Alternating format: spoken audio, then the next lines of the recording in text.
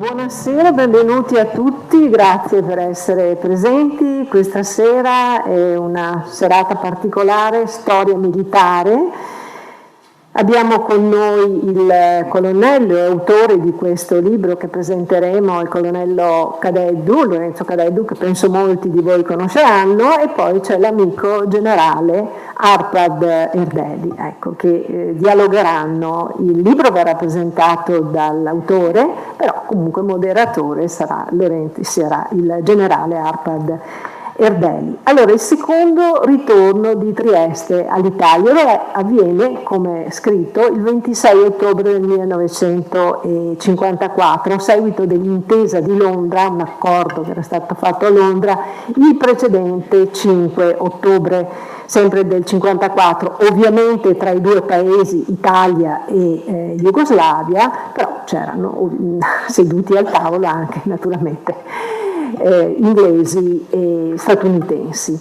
Bene, allora sottotitolo è la rinascita proprio dell'esercito italiano del secondo dopoguerra, pubblicato dalla casa editrice trevigiana Programma nel 2017. Tra l'altro il libro è anche oggi è qui fuori, appunto, se qualcuno è interessato per l'acquisto. Allora, vorrei dire a tutti però, se avete 2 minuti di tempo, andate in internet e cercate proprio il secondo ritorno di Trieste all'Italia e troverete delle immagini stupende, bellissime, proprio mare di folla, in Piazza Unità d'Italia piena di gente, la via, proprio il corso davanti alla Piazza Unità d'Italia, ma è incredibile che non sia anche successo qualcosa, perché effettivamente quando tanta gente così affolla proprio nelle piazze è anche qualche volta pericoloso. Tutti festanti per questo ritorno appunto di Trieste all'Italia, e in quei giorni c'era anche la presenza nel porto di Trieste di 2 incrociatori, 3 cacciatorpedinieri e della favolosa nostra Amerigo Vespucci. Beh, le immagini sono da vedere, è una sorpresa, è stata una sorpresa anche per me, perché pur sapendo insomma a grandi linee della cosa non mi ero mai documentata fotograficamente, e vale proprio la pena. Ovvio che c'erano anche poi le parate di fanteria, bersaglieri, carabinieri, eccetera. Ho visto anche in sala una persona aveva la divisa da carabiniere? Orgogliosamente carabiniere. Ecco, e questo fa piacere perché sono proprio belle le nostre divise. Bene, io vi lascio e vi auguro buon ascolto, e poi insomma, vedremo se ci sono domande magari alla fine. Grazie Presidente. Grazie. Ringrazio la Presidente del Circo. Allora, il libro io l'ho scritto nel 2017, quindi in tempi non sospetti, perché noi quest'anno abbiamo celebrato il 70° di questa ricorrenza che secondo me andava anche pubblicizzata un po' di più dai mass media. In realtà i giornali non ne hanno parlato, e l'unico che ha detto qualche cosa su questo avvenimento è stata Rai 3 Friuli Venezia Giulia, ma non poteva farne a meno perché alla cerimonia era intervenuto il Presidente del Consiglio e il Ministro della Difesa. Perché io nel 2017 ho scritto questo libro? Non solo perché sono appassionato di storia militare e di recente sono stati desecretati i piani che sarebbero stati impiegati quella volta nel 1952, sono stati desecretati di recente, ma l'ho scritto questo libro soprattutto per motivi di cuore. Uno, io militarmente sono nato a Trieste e quindi ho vissuto negli anni 60, fine degli anni 60, inizio degli anni 70, la situazione di Trieste in quel periodo. Due, ancorché non sia stato, diciamo, mai riconosciuto, il mio reggimento fu quello che per primo entrò a Trieste e dopo vi spiegherò come e perché. E tre, perché sono un appassionato di storia, quindi non potevo non trattare questo argomento. Allora, prima di trattare il tema specifico, diciamo, militare, vorrei accennare un po' a qual era la situazione di Trieste in quel periodo, perché noi conosciamo bene quella in generale della Venezia Giulia e della Dalmazia, ma poco si sa di Trieste. Allora, tutto può essere fatto risalire all'8 settembre 1943. A Brindisi si trasferisce il re, parte del governo e il generale Badoglio cerca di dare legittimità al nuovo governo. Fuori dal territorio nazionale e limitatamente, e qui bisogna trovare il tasto giusto, fuori dal territorio nazionale, quindi parliamo in questo momento della Slovenia e della Croazia alla Dalmazia, 8 divisioni italiane si dissolvono per mancanza di ordini. Molti interrogano la propria coscienza domandandosi cosa bisognasse fare o cosa si potesse fare. Molti abbandonano i reparti, si dirigono verso l'Italia, altri si danno alla macchia per opporsi ai tedeschi e altri, come nella Venezia Giulia, si arruolano nelle brigate partigiane del maresciallo Tito, che era segretario generale del Partito Comunista Jugoslavo.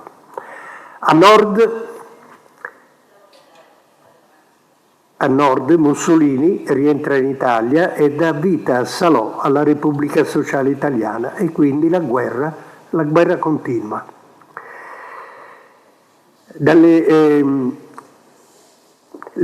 A nord le forze armate tedesche assumono il controllo dei territori abbandonati dalle truppe italiane e cominciano anche a cambiare il nome alle località. Istria e Dalmazia diventano un unico litorale adriatico. Alle forze della Repubblica Sociale spetta il compito di presidiare la Venezia Giulia e questo avviene con i reparti della 10ª MAS, che però non sembra che italiani e tedeschi siano in grado di opporsi alla continua pressione dei partigiani jugoslavi. Soprattutto in Istria, in parte delle province di Gorizia, Trieste e Fiume, la situazione consente alle brigate titine di operare una pulizia etnica a danno dei cittadini italiani e slavi contrari al regime comunista. Migliaia di persone vengono prelevate a forza, gettate ancor vive in centinaia di voragini. Il 25 aprile del 1945, e qui facciamo un salto, da Radio Libertà, che trasmette da Milano, il Comitato di Liberazione Nazionale Alta Italia lancia ai comitati di liberazione locali l'ordine per l'insurrezione armata. A Trieste l'appello è raccolto dalle brigate partigiane Venezia Giulia, Frausin, Pisoni, San Sergio e Garibaldi, che attaccano decisamente i tedeschi ottenendo un insperato successo. I tedeschi abbandonano tutti i capisaldi in essere, asserragliandosi al castello sul Colle di San Giusto, al Palazzo di Giustizia e al porto, dove sono ancora attive alcune batterie montate su motozattere. Il loro intendimento è quello di arrendersi agli alleati, che frattanto avevano raggiunto Monfalcone. Senza più ostacoli davanti a loro, i partigiani del Nono Corpus entrano nel capoluogo giuliano al grido di Trist ienas, Trieste è nostra. E questo è l'alba del 1 maggio 1945. Da Belgrado, la sera stessa, Tito annuncia al mondo che il grande emporio di Trieste è congiunto alla Jugoslavia. L'ingresso in città era stato preceduto da attivisti che avevano il compito di organizzare una manifestazione popolare inneggiante a Tito e ai liberatori jugoslavi. Non riesco a far andare... Gli attivisti tappezzarono le strade cittadine con manifesti contenente lo stralcio della lettera inviata da Palmiro Togliatti al quotidiano clandestino Osvobodina Fronta, cioè Il Nostro Avvenire. Il manifesto diceva: lavoratori di Trieste, il vostro dovere è di accogliere le truppe di Tito come liberatrici e di collaborare con esse nel modo più stretto. Si pensi che dei due corpus che entrarono a Trieste all'alba del 1° maggio, il 7° e il 9, il primo in 3 giorni di marce forzate e continue senza soste dalle alture attorno a Fiume puntò su Trieste, mentre il secondo vi giunse da Gorizia. A nessuno interessarono Zagabria e Belgrado, che verranno liberate soltanto il giorno 7. E questo la dice lunga su quanto Tito volesse entrare a Trieste prima degli alleati. Il 30 aprile, vigilia dell'entrata nella città di Tergeste, da parte dei partigiani slavi, Monsignor Santin, vescovo della città, così scriveva dietro un'immagine della Madonna. Eccolo qua. Qui sull'altare della mia cappella, davanti al Santissimo Sacramento, oggi 30 aprile 45, festa di Santa Caterina, patrona d'Italia, e apertura del mese di Maria, alle ore 19:45, in un momento che è il più tragico della storia di Trieste, mentre tutte le umane speranze per la salvezza della città sembrano fallire, come vescovo indegnissimo, signor, come vescovo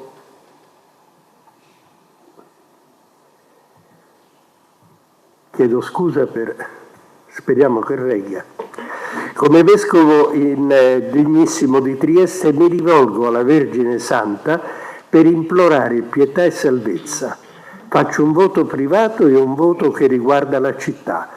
Questo voto è il seguente: se con la protezione della Madonna Trieste sarà salva, farò ogni sforzo perché sia eretta una chiesa in suo onore.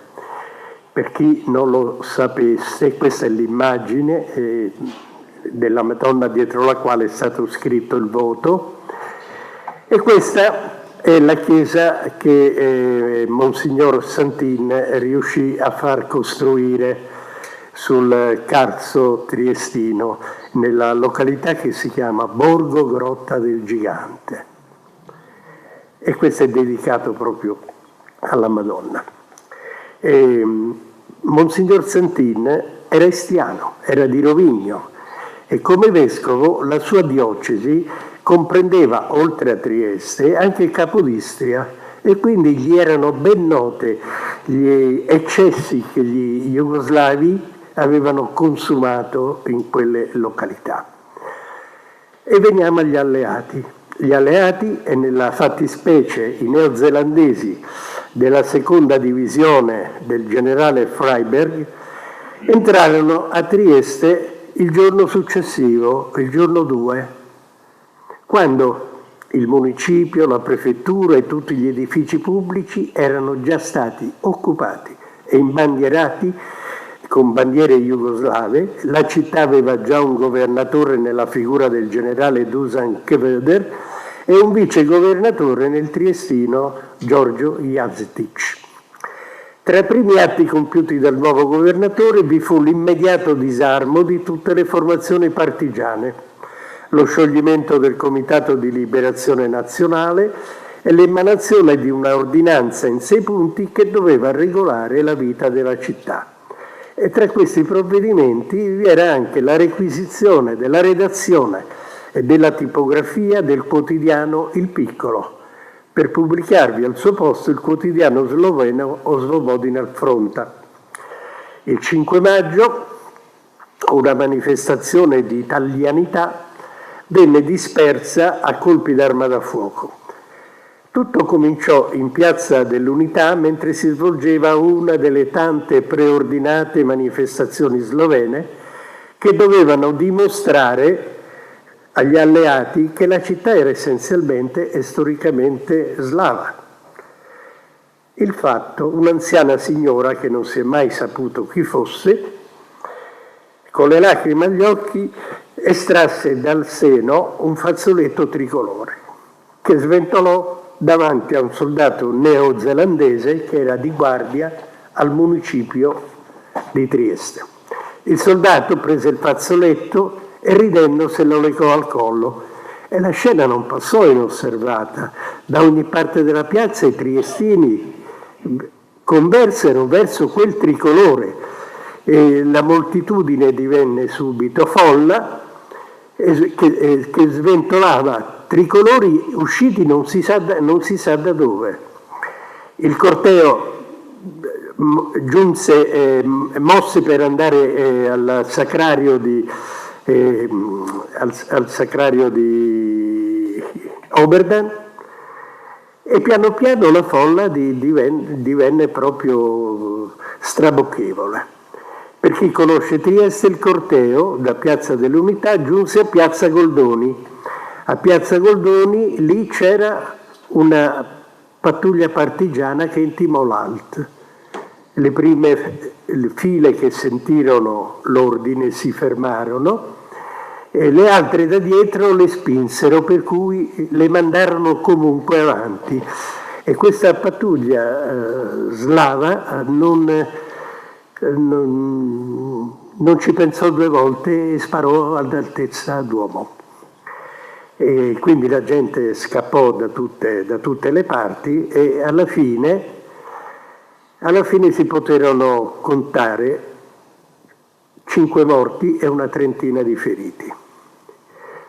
Il nostro Avvenire, il giornale sloveno Osvobodina Fronta, il giorno dopo stigmatizzò la manifestazione italiana e ammonì i triestini con queste parole: bisogna liquidare per sempre tutti i resti del fascismo e tutti gli agenti della Gestapo tedesca. Dove erano poi gli agenti della Gestapo è tutto da vedere. Intanto si arrivò anche a un increscioso 8 maggio. Tito, che fino allora aveva parlato di annessione della città alla neocostituita Repubblica Slovena, proclamò invece Trieste settima Repubblica Jugoslava autonoma. Gli alleati e soprattutto i britannici, preoccupati dal deciso atteggiamento di Tito, il 12 maggio inviarono a Belgrado il generale Alexander con il compito di ricondurre alla ragione il maresciallo croato, che rimase invece sulle sue posizioni. Il problema varcò i limiti del semplice problema militare per approdare al tavolo dei politici e si aprì un insanabile contenzioso tra alleati da una parte e Jugoslavia dall'altra. Jugoslavia che però era sostenuta dall'Unione Sovietica. E il contenzioso divenne presto una vera e propria guerra fredda. Iniziò da là, che assunse i toni più aspri il 19 maggio. Il generale Alexander, per accusare Tito davanti all'opinione pubblica mondiale, utilizzò un ordine del giorno alle truppe del Mediterraneo, nel quale delineò la posizione alleata nei confronti del problema di Trieste. Alexander, in sintesi, disse questo, che sia l'Italia che la Jugoslavia rivendicavano la città di Trieste e i territori a lei circostanti. Sarebbe stata la prevista conferenza di pace a giudicare a chi dovessero essere assegnati. Quindi Alexander si era dimostrato anche possibilista nei confronti della Jugoslavia. Ad Alexander rispose lo stesso Tito con un discorso in cui sostenne 5 punti. Ciò che è stato raggiunto per sempre e nessuno potrà togliercelo. La storia non ci perdonerebbe mai se lasciassimo i nostri fratelli sotto il giogo fascista. Io esprimo tutta la mia indignazione per l'improponibile confronto che la stampa occidentale fa tra la presenza di truppe jugoslave a Trieste, in Istria e nel litorale, con le occupazioni operate dai nazifascisti. Quarto, l'esercito jugoslavo ha cacciato i nazifascisti e li ha ricacciati oltre l'Isonzo, quindi non può essere considerata arbitraria l'occupazione di questi territori. 5. La Jugoslavia è pronta a collaborare con le forze alleate, ma nello stesso tempo non può permettersi di essere umiliata e privata nei propri interessi. La risposta di Tito fu dura, o come scrisse la stampa americana, fu un vero e proprio pugno nello stomaco. Questa è la raffigurazione statunitense. Bene o male si riuscì a fare. Ecco, questa era la lapide che ricorda i morti ed è vicino al traforo sotto il colle di San Giusto. Bene o male si riuscì a far retrocedere i reparti jugoslavi dietro una linea detta linea Morgan, dal nome del capo di Stato Maggiore del generale Alexander che l'aveva proposta. Ritiratesi le unità jugoslave, gli alleati misero a capo del governo militare un certo colonnello Alfred Baumann, americano, che non fu mai tenero nei confronti dei triestini, ma schierato sempre dalla parte degli jugoslavi. Secondo quello che si vociferò allora, ma si vocifera anche oggi a Trieste, questo atteggiamento era dovuto all'influenza negativa che esercitava su di lui l'interprete jugoslava Miroslava Strukeli, che si dice fosse la sua amante. La cosa non mi meraviglia affatto. Ai lavori preparatori della conferenza di pace tenutesi a Londra a partire dal 28 settembre del 1946 si sparse la voce che gli slavi stessero preparando un colpo di mano su Trieste nel caso la Commissione avesse assegnato la città all'Italia. A queste voci risposero i generali Lee e Morgan, che non esclusero l'uso delle armi nel caso si fosse verificata questa eventualità. Tra il 25 aprile e il 26 maggio a Parigi, ad una conferenza sull'argomento, il ministro degli esteri russo Molotov propose che la città venisse assegnata alla Jugoslavia, ma la cosa non fu condivisa e i francesi avanzarono la proposta di internazionalizzare la città. A questa proposta il ministro degli esteri jugoslavo Edvan Kardelj disse che non si sarebbe opposto all'internalizzazione del porto, ma non avrebbe mai preso in considerazione l'internalizzazione della città. 10 febbraio 1947 a Parigi viene sottoscritto il trattato di pace che per l'Italia fu firmato dall'ambasciatore Lupi Meli di Soragna.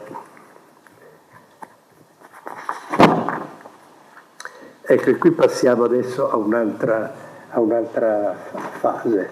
Beh, se non ci sono domande da fare adesso, fin tanto che l'argomento è appena stato trattato, vado avanti io. Questo trattato di pace ci ha trattato molto bene, no?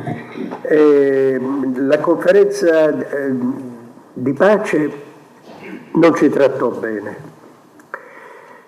Ci tolse l'Etiopia, l'Eritrea, la Libia, ci obbligò a cedere alla Grecia il Dodecaneso, mentre alla Jugoslavia dovemmo cedere l'Istria, parte della Venezia Giulia, e alla Francia Briga e Tenda, e perdemmo anche la concessione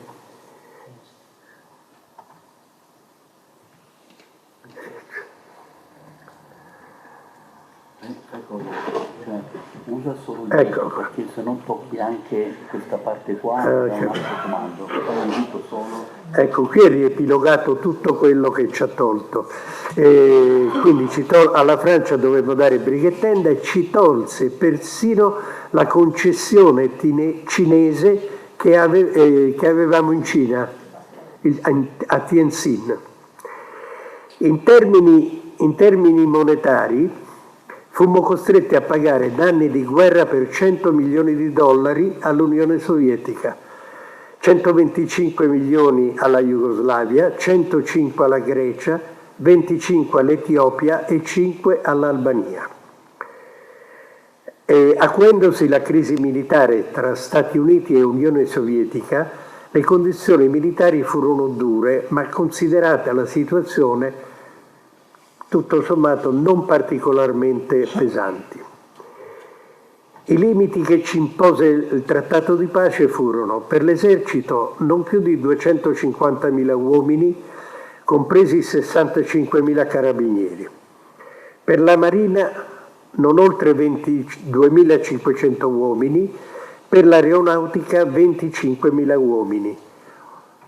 E naturalmente ci furono anche grosse limitazioni sugli armamenti.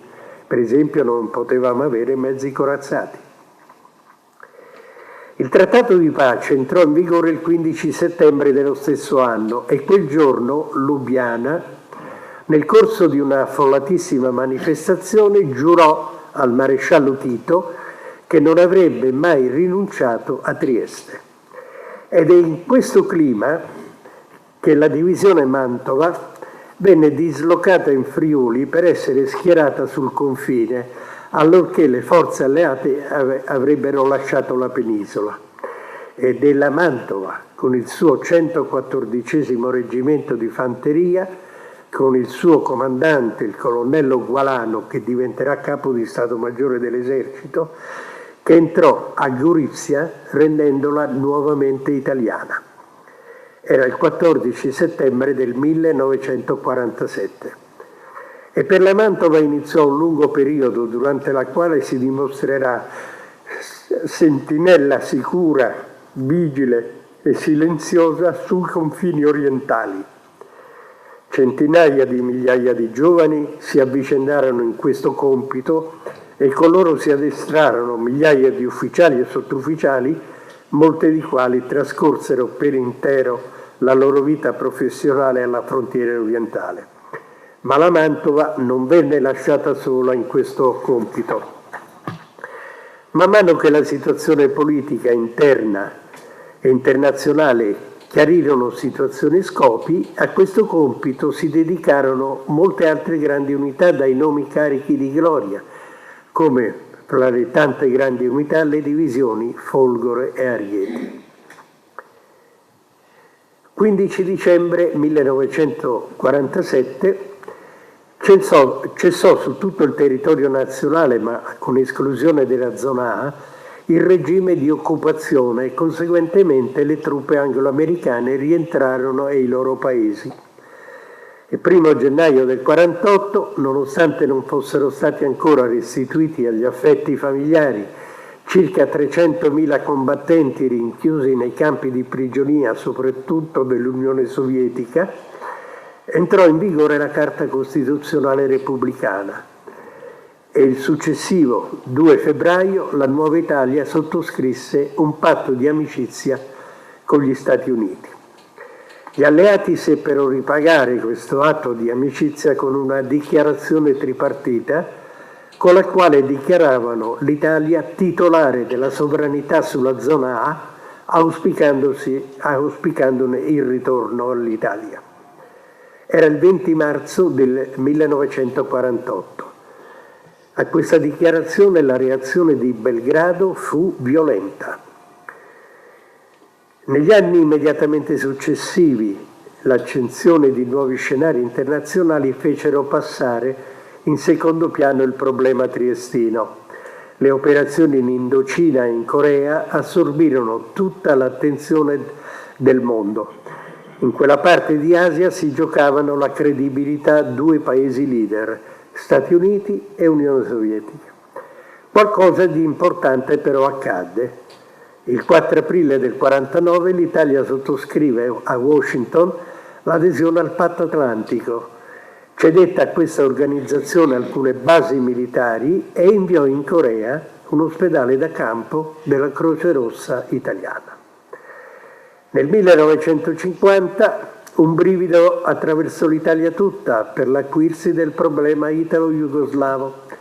Alla Camera dei Deputati l'onorevole Palmiro Togliatti propose la cessione di Gorizia alla Jugoslavia in cambio della piena sovranità italiana su Trieste.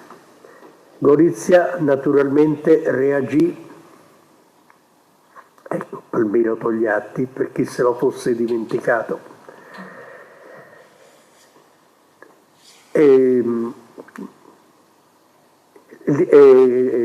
Palmiro Togliatti, Gorizia reagì in modo dignitoso, ma l'intera popolazione scese in piazza. La Camera naturalmente respinse la proposta. Tra alti e bassi si giunse al 1952, che è certamente l'anno più significativo per questi avvenimenti. Il 20 marzo venne per la prima volta organizzata a Trieste una manifestazione di italianità per richiamare gli alleati all'attuazione di quanto previsto dalla dichiarazione tripartita sottoscritta dagli alleati nel 1948. Sotto l'aspetto più squisitamente militare, v'è da dire che il 1 maggio nello stesso anno, per enucleazione dai comandi militari territoriali, vennero costituiti il 4° e il 5° Corpo d'Armata, grandi unità complesse con compiti operativi e addestrativi. Sotto quest'ultimo aspetto le forze dipendevano dallo Stato Maggiore dell'Esercito, mentre sotto il profilo operativo dipendevano dal Comando delle Forze Terrestri del Sud Europa per il tramite di un comando chiamato Comando Designato Terza Armata. Il 5° Corpo d'Armata venne costituito a Padova e posto agli ordini del generale Carlo Biglino. Il 5° Corpo d'Armata verrà da Padova trasferito a Vittorio Veneto ed è anche per questo che io ho voluto fare questo studio. E venne ordinato il 5° Corpo d'Armata sulle divisioni Mantova, Folgore e Ariete e sulle brigate alpini Iulia e Cadore che avevano un comando intermedio che era il comando Truppe Carni e Cadore di stanza a San Daniele del Friuli. E poi c'era il comando Settore Forze Lagunari. In quei giorni un tentativo di risoluzione del problema triestino fu impresso dal titolare del Foreign Office, Ministero degli Esteri inglese, Sir Anthony Eden, ma non andò a buon fine. Ecco, questo era il quadro di battaglia, si chiama così, del 5° Corpo d'Armata nel momento in cui il comando viene trasferito a Vittorio Veneto. Non andò in porto questa proposta di Anthony Eden non tanto per l'opposizione jugoslava quanto per le forti pressioni sovietiche sul maresciallo Tito affinché non accettasse il compromesso. Poiché verosimilmente il problema della piena sovranità sulla zona A sarebbe presto esploso in tutta la sua virulenza, lo Stato Maggiore dell'Esercito avanzò, eccolo, il comando del 5° Corpo d'Armata più a ridosso delle sue grandi unità dipendenti e questo avviene il 30 settembre del 1952. Tra le diverse località ritenute idonee ad ospitare il grande comando venne preferita Vittorio Veneto, che oltre a soddisfare esigenze logistico-operative aveva un nome prestigioso nella storiografia militare. E Vittorio Veneto seppe ripagare questa presenza con tutto l'affetto di cui era capace. La situazione politico continuò però a ristagnare. Nell'agosto del 52 l'onorevole Pella, che era presidente del Consiglio, ecco, questa era la dislocazione, l'onorevole Pella, che era presidente del Consiglio, con un forte discorso pronunciato a Venezia, ammonì gli alleati che l'Italia non avrebbe sottoscritto il Trattato della Comunità Europea di Difesa, minacciando anche di non prendere in considerazione alcuna cessione di basi italiane alla NATO qualora l'Italia non avesse ottenuto precise assicurazioni circa i legittimi interessi su Trieste. L'atteggiamento deciso di Pella scatenò la violenta reazione del maresciallo Tito, che non si limitò a protestare, ma dichiarò apertamente che se l'Italia fosse entrata in zona A, la Jugoslavia avrebbe considerato la cosa come un diretto attacco, riservandosi di inviare proprie truppe in zona A.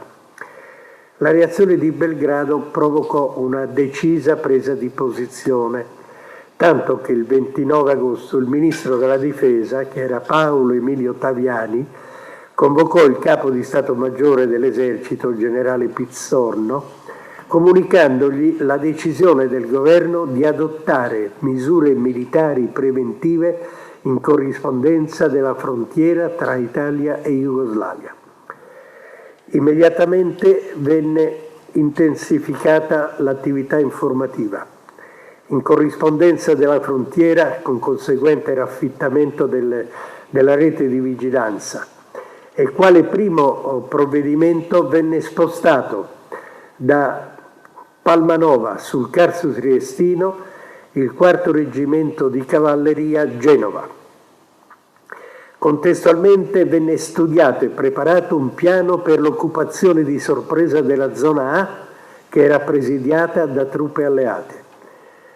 Considerata la minaccia del maresciallo Tito, questo era l'unico modo possibile per costringere gli alleati ad assumere apertamente un'operazione di contrasto alle minacce jugoslave e quindi indirettamente a dare una soluzione favorevole all'Italia. Questa azione di sorpresa avrebbe anche salvaguardato gli alleati dalle possibili accuse che certamente Mosca avrebbe mosso, accusando gli Stati Uniti di essere comunque conniventi con l'Italia. L'operazione per l'occupazione di Trieste venne convenzionalmente chiamata Operazione Delta e venne affidata al comando del V Corpo d'Armata, che si sarebbe dovuto avvalere di forze diverse da quelle impiegate per il normale presidio della frontiera orientale, perché se le avessero impiegate avrebbero svelato quali erano i piani di difesa della NATO e questo non era possibile. L'operazione per questa esigenza il comando del V Corpo d'Armata disponeva già delle divisioni di fanteria Mantova-Folgore, della divisione Corazzata Ariete, delle brigate alpine Giulia e Cadore, di supporti come i reggimenti di cavalleria Genova e Novara, dei reggimenti di artiglieria Terza e 41, del V Battaglione Mortai da 81, il V Battaglione Pionieri, il V Battaglione Genio Collegamenti e 3 battaglioni di pionieri d'arresto. Per la specifica operazione Delta, il comando del V Corpo avrebbe ricevuto in rinforzo le divisioni di fanteria leggera Trieste e Cremona, le brigate alpine tridentine e taurinense, oltre a reparti minori quali il battaglione Lagunari San Marco, il battaglione Marghera e una unità di formazione di 300 paracadutisti. Andando pian piano attenuandosi la tensione, il 14 settembre il governo ordinò la graduale smilitarizzazione della frontiera. Rimase solo il 4° Genova Cavalleria sul Carso di Trieste. 16 ottobre, a seguito di una nota bilaterale anglo-americana che confermava la legittimità dei diritti italiani sulla zona A, la tensione tra Italia e tornò a salire e questa volta raggiunse l'apice.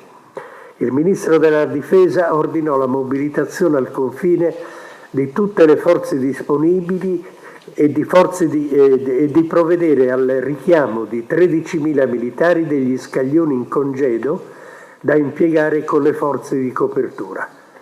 Di questi 3.000 appartenevano alla categoria degli specializzati. Il 20 ottobre iniziò il trasferimento delle unità della divisione Cremona e delle brigate alpine Taurinense e Tridentina.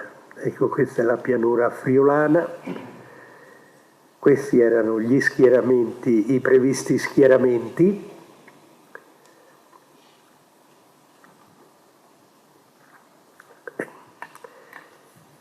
Il compito affidato al quinto corpo d'armata non era semplice.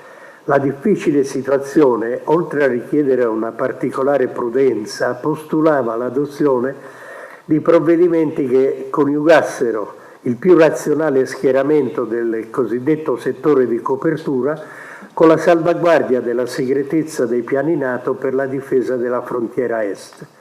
A questo scopo venne studiato un piano volto a garantire l'inviolabilità della linea di frontiera senza dar modo alla Jugoslavia di rendere la situazione ancora più difficile.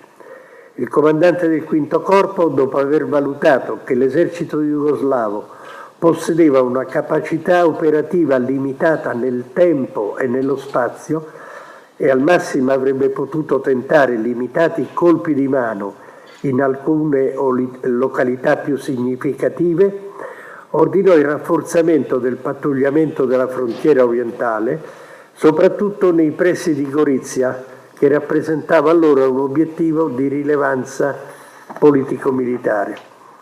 Le possibili vie di comunicazione vennero presidiate.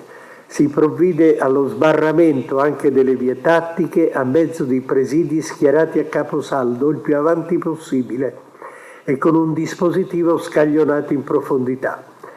Occorre presidiare questa specifica esigenza. Il quinto corpo d'armata venne posto alle dirette dipendenze dello Stato Maggiore dell'Esercito, sganciato cioè dal comando delle forze terrestri alleate del Sud Europa e dal comando designato della Terza Armata. Questo per scindere le responsabilità che sarebbero state soltanto italiane e non alleate. Il concetto d'azione del generale Biglino prevedeva la ripartizione dello scacchiere operativo in 3 settori. Il primo da Tarvisio a Montelubia, presidiato dalla brigata alpina Iulia, rinforzata da un battaglione alpino del 7° reggimento, un gruppo d'artiglieria da montagna della brigata Cadore. Il secondo da Montelubia al torrente Vipacco, presidiato dalla divisione Mantova, rinforzata dal 182° reggimento corazzato e dal 13° battaglione mobile dei carabinieri. Il terzo dal torrente Vipacco al mare, assegnato alla divisione Folgore e rinforzato dal battaglione San Marco. Al Genova Cavalleria si aggiunse un gruppo squadrone carri del reggimento Lancieri di Novara che venne schierato nella zona Cormons-Capriva. In riserva vennero tenuti i reggimenti della divisione corazzata Ariete. La situazione che si era venuta a creare era veramente esplosiva. Andava affrontata con determinazione, ma nel contempo con cautela. Si diede subito avvio ai lavori di fortificazione campale, compresa la posa in opera dei reticolati e dei campi minati.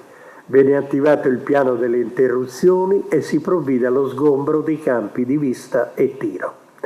Il 20 ottobre iniziarono ad affluire le unità della divisione Cremona e della brigata Tridentina.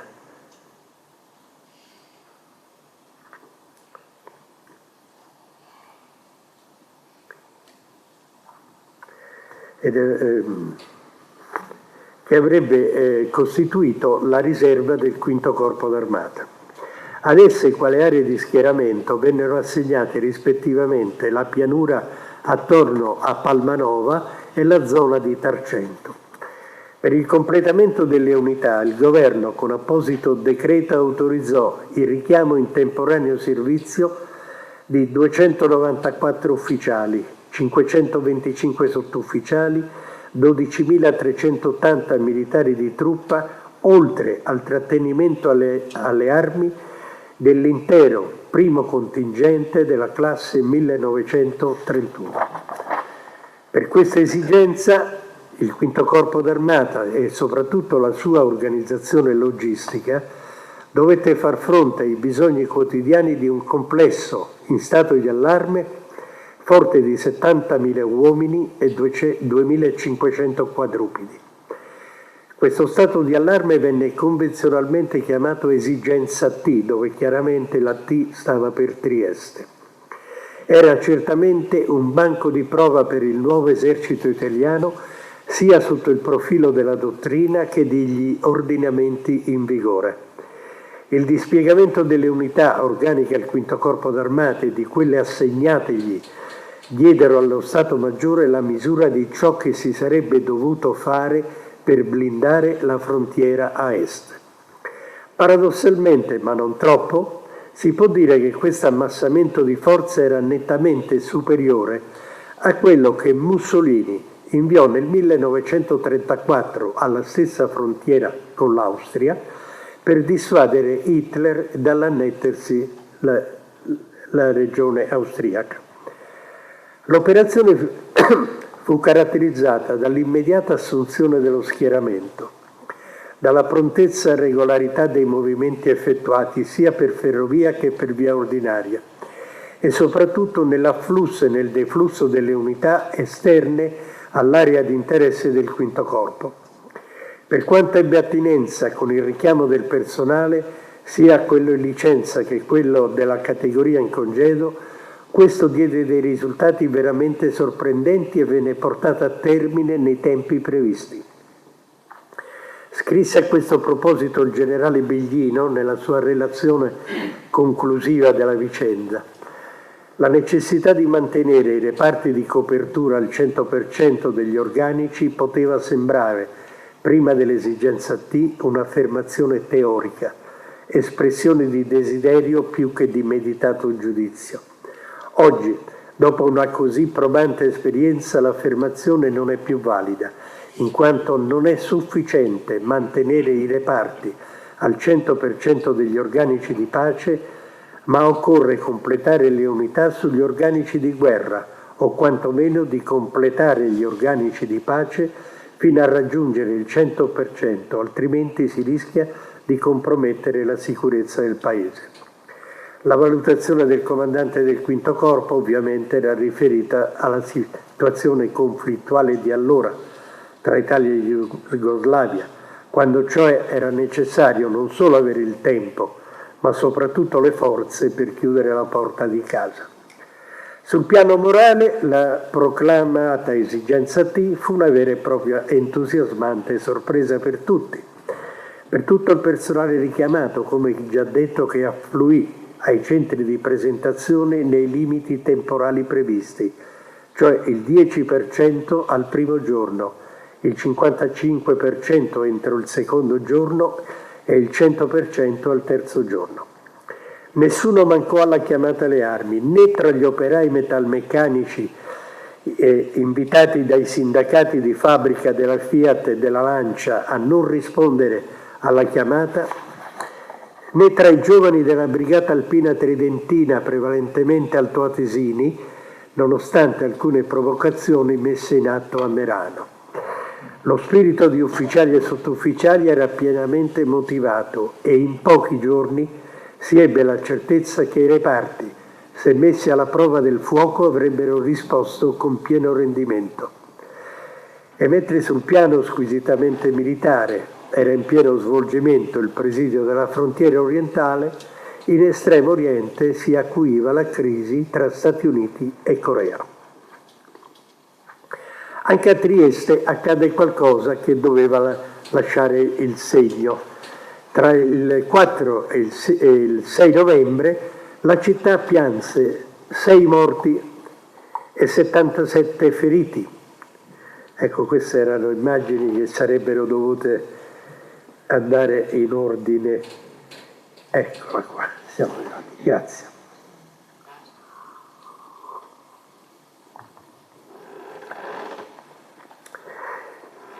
La città pianse 6 morti e 77 feriti, vittime dei proiettili della polizia del maggiore Williams. La città, come tutti gli anni, chiese di poter imbandierare gli edifici pubblici con il tricolore italiano in occasione della ricorrenza del 4 novembre. Quell'anno l'autorizzazione non venne concessa e la città manifestò la sua contrarietà davanti alla chiesa di Sant'Antonio Nuovo in Ponte Rosso. La polizia fece fuoco sui manifestanti ad altezza d'uomo. Il presidente del Consiglio italiano, onorevole Pella, chiese di poter partecipare alle esequie, ma il governatore britannico non lo autorizzò. Improvvisamente le acque parvero calmarsi. Italia e Jugoslavia accettarono l'ipotesi di una conferenza a 5 per porre fine al contenzioso e addirittura il 5 dicembre Pella si incontrò a Roma con l'omologo Pavic Gregoric, con il quale concordò il simultaneo ritiro delle truppe ammassate al confine. In ambito del Quinto Corpo d'Armata, il generale Biglino cedette il comando al generale Giorgio Liuzzi, proveniente dalla regione militare meridionale. E tra alti e bassi si giunse a Londra alla firma del memorandum d'intesa avvenuta il 5 ottobre del 1954. Per una fastidiosa forma influenzale del ministro degli esteri, il britannico Sir Anthony Eden, la firma del protocollo avvenne nella sua residenza al numero 1 di Carlton House Garden e non, come sarebbe stato più corretto, al Foreign Office. Sul tavolo erano allineate 4 copie del protocollo, scritte in lingua inglese su carta celestina, legata da un nastro azzurro sul quale faceva spicco il sigillo rosso di Ceralacca del Ministero degli Esteri. Una carta geografica su cui erano state riportate alcune modifiche alla linea di demarcazione tra zona A e zona B era dispiegata davanti alle copie del protocollo.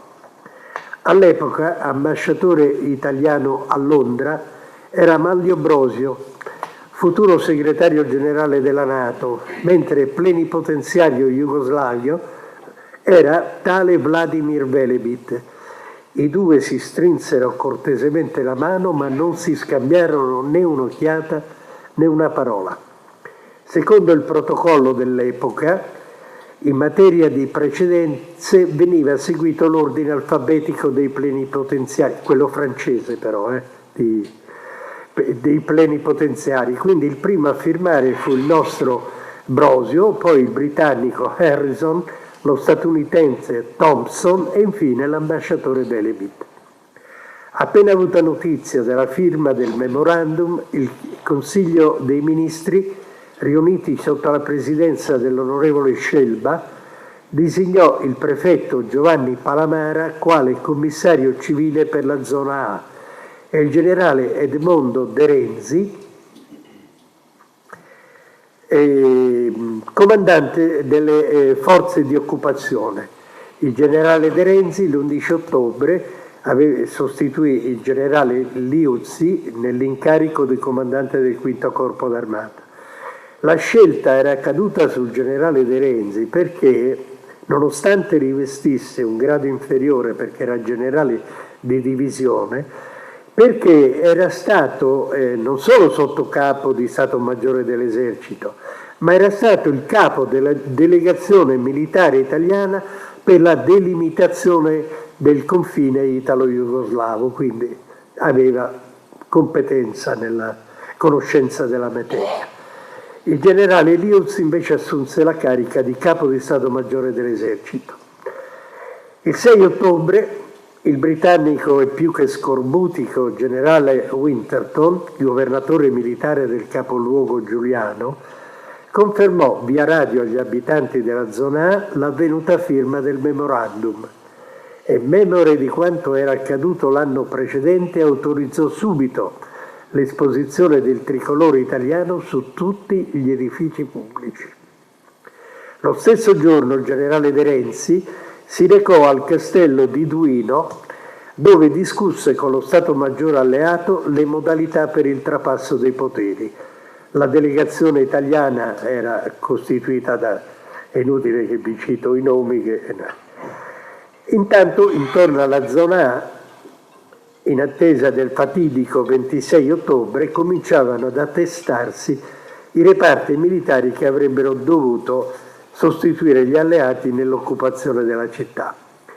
Per la specifica esigenza venne costituita un'unità di formazione del rango di brigata che assunse la denominazione di raggruppamento Trieste.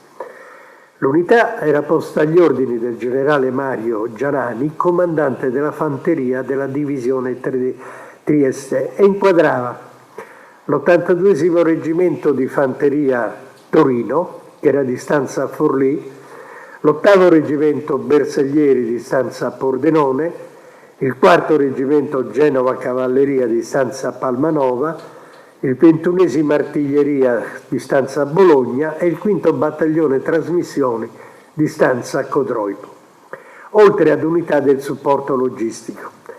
Da Venezia la 2ª Divisione Navale con i caccia Grecale, Granatiere Artigliere e con l'incrociatore Duca degli Abruzzi avrebbe ricongiunto all'Italia le acque territoriali del Golfo Giuliano, mentre dall'aeroporto di Strana i velivoli del 51° stormo, che si era stanziato a Strana nel mese di luglio, quindi era appena arrivato, avrebbero preso possesso dello spazio aereo. Il 26 ottobre il quotidiano Il Piccolo, che mancava dalle edicole dal lontano 2 maggio del 45, salutò i reparti del V Corpo con questo titolo: "Benvenuti i soldati d'Italia". Erano previsti per quel giorno alcuni atti di cerimoniale tra le truppe britanniche e quelle italiane. Come è facilmente intuibile, le truppe italiane giunsero in piazza dell'Unità d'Italia con 2 ore di ritardo sui tempi previsti, stante il muro di folla che ostacolava il movimento. E il generale Winterton non ebbe la pazienza di aspettare, si imbarcò sulla nave ammiraglia e fece rotta su Malta. Appena giunto nella piazza, il generale De Renzi, dal balcone del governatorato, che è l'attuale prefettura, pronunciò un vibrante discorso e assunse i poteri in nome del popolo italiano, e quindi si procedette all'alzabandiera. A un atto i triestini non assistettero e che tutto sommato era il più rilevante della giornata, certamente il più significativo.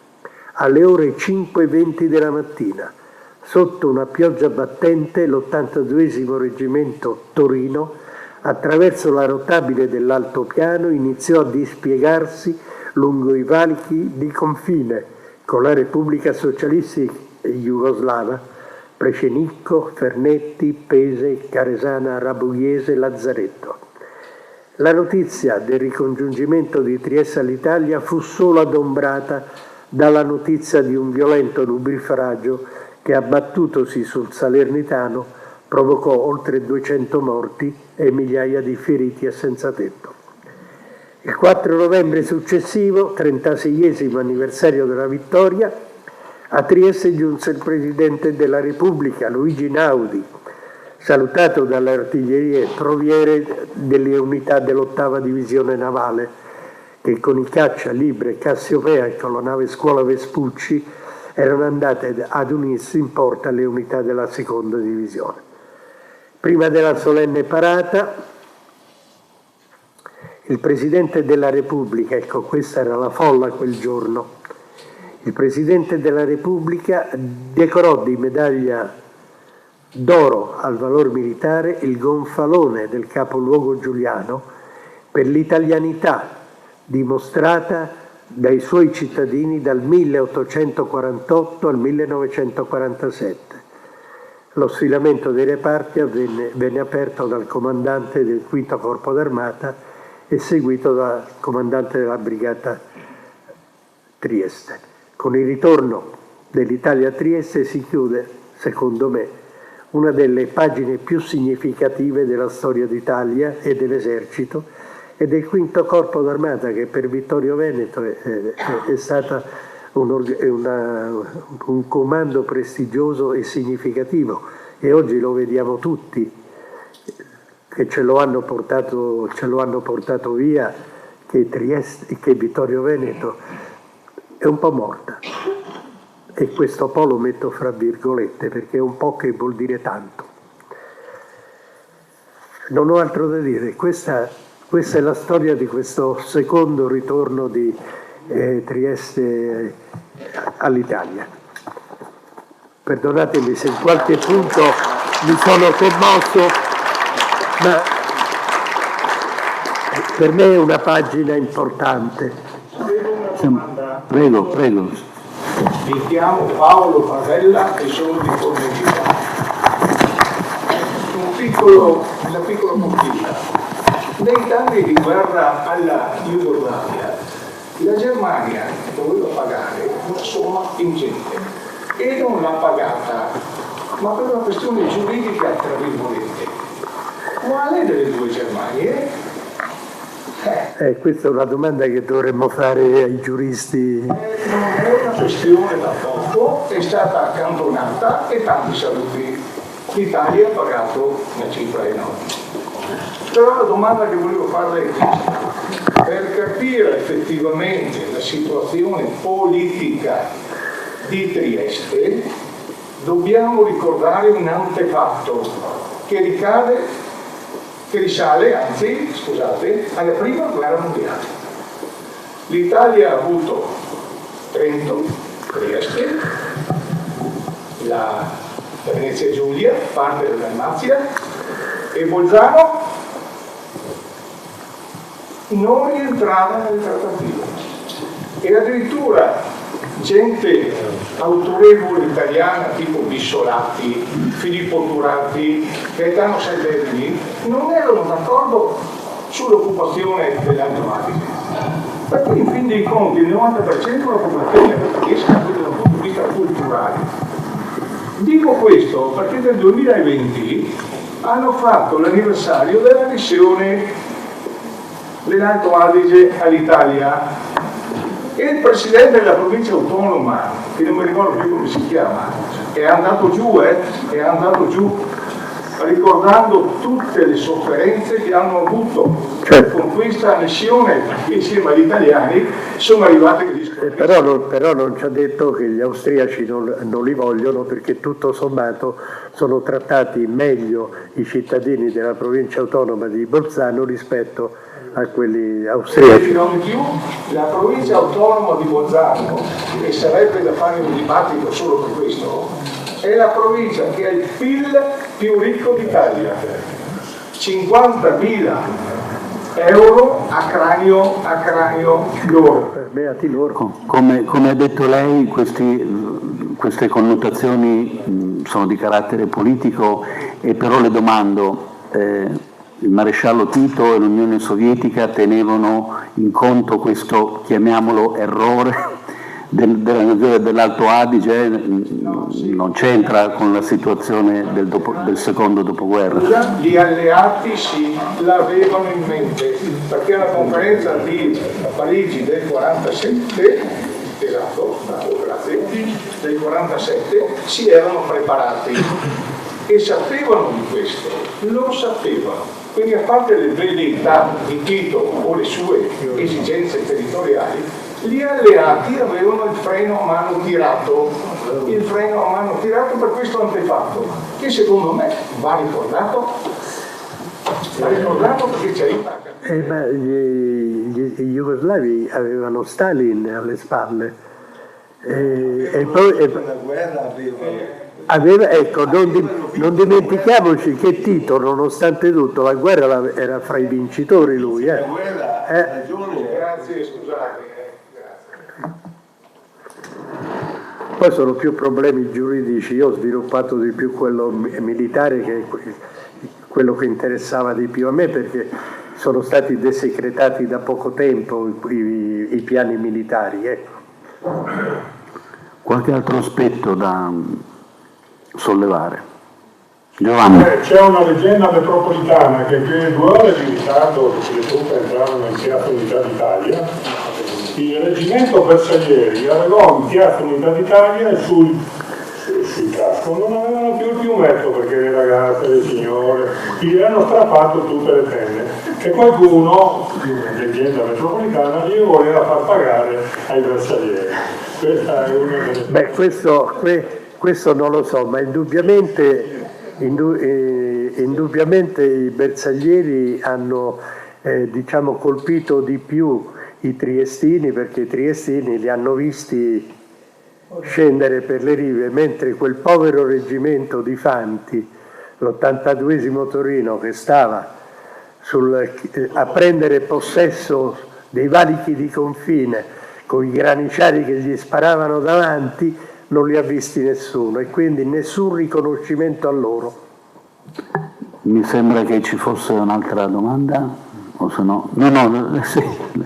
Volevo chiedere perché il secondo ritorno? Perché in realtà è il primo ritorno. Ma io considero il primo la prima guerra mondiale. No, ma siccome non è mai stata italiana a Trieste. No, come ritorno è il primo, sì.